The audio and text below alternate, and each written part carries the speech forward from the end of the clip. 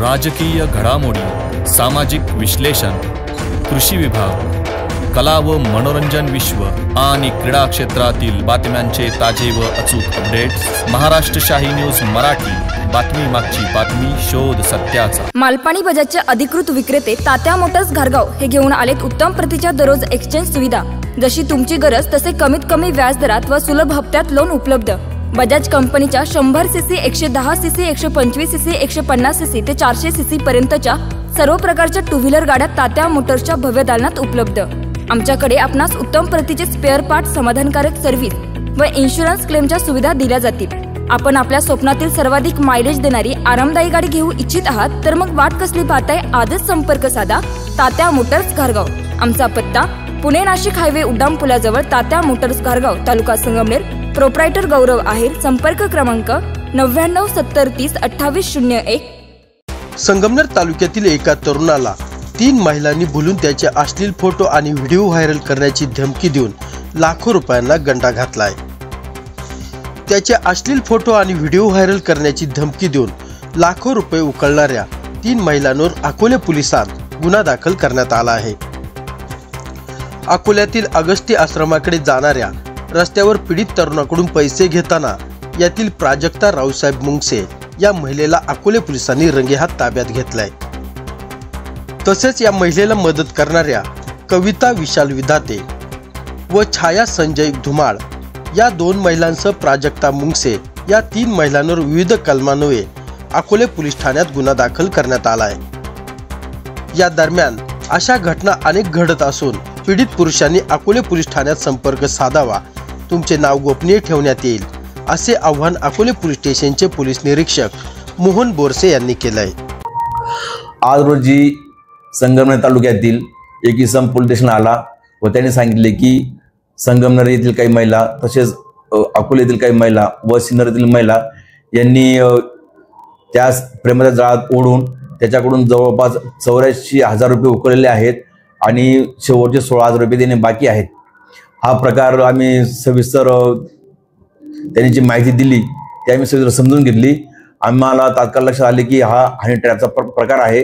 त्यानंतर त्याचे जे 6,000 रुपये देणे बाकी होते तर त्यांना आम्ही पैसे दिले 6,000 रुपये।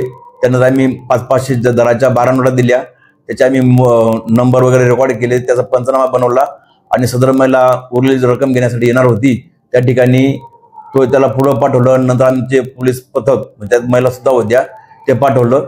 त्यानंतर ते 6,000 रुपये स्वीकारताना सदर महिलेला आम्ही तात्काळ ताब्यात घेतले, ताब्यात घेऊन पोलिसांना आणलं आणि तिला सविस्तर विचारपूस केली असता तिने सांगितले की या हनी ट्रॅपच्या हा जो प्रकार झालेला आहे यामध्ये तिचं स्वतःचं नाव प्राजक्ता मुंगसे, राहणार सिन्नर, त्यानंतर सदर इसमासोबत जी महिला पाठवली होती ती कविता राऊत, राहणार संगमनेर, त्यानंतर त्यांना सहाय्य करणारी छाया धुमाळ, राहणार अकोले, या सर्वांचे नाव सांगितल्यानंतर आम्ही रीतसर फिर्याद दाखल केलेली आहे।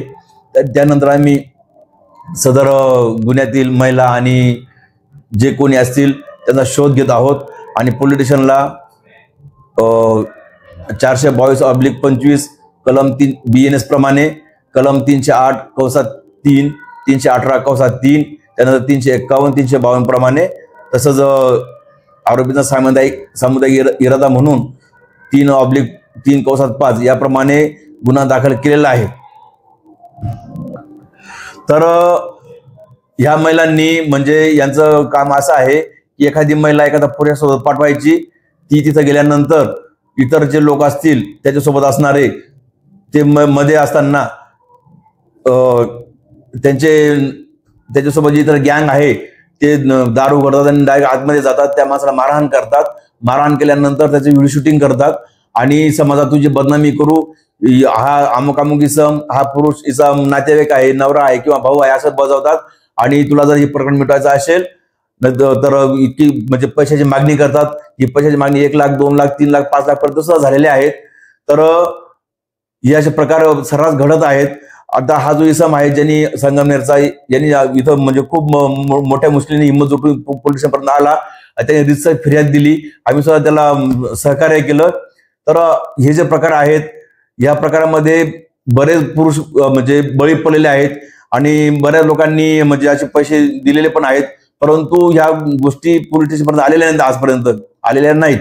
तर ह्या गुन्ह्याच्या माध्यमातून एक जण पुढे आला आणि या महिलांचं जे रॅकेट चाललेलं होतं याला प्रतिबंध घालण्याचा प्रयत्न केला आणि आम्ही सुद्धा त्यांचा शोध घेतला आहे आणि पुढे करत आहोत. परंतु सर्वसामान्य जनतेला माझं हे सांगणं आहे, असं जर कोणी अशा घटनेला किंवा अशा महिलांना जर बळी पडलेला असतील तर त्यांनी खुल्या मनाने पोलीस स्टेशनला यावं आणि त्यांची रीतसर तक्रार नोंदवावी. प्रकार किती जुना असो तर सुद्धा त्यांनी बिनधास्त पोलीस स्टेशनला यावं आणि पोलीस स्टेशनला तक्रार नोंदवावी. त्यानंतर पोलीस डिपार्टमेंट आम्ही आमची त्याच्यावर कारवाई करू.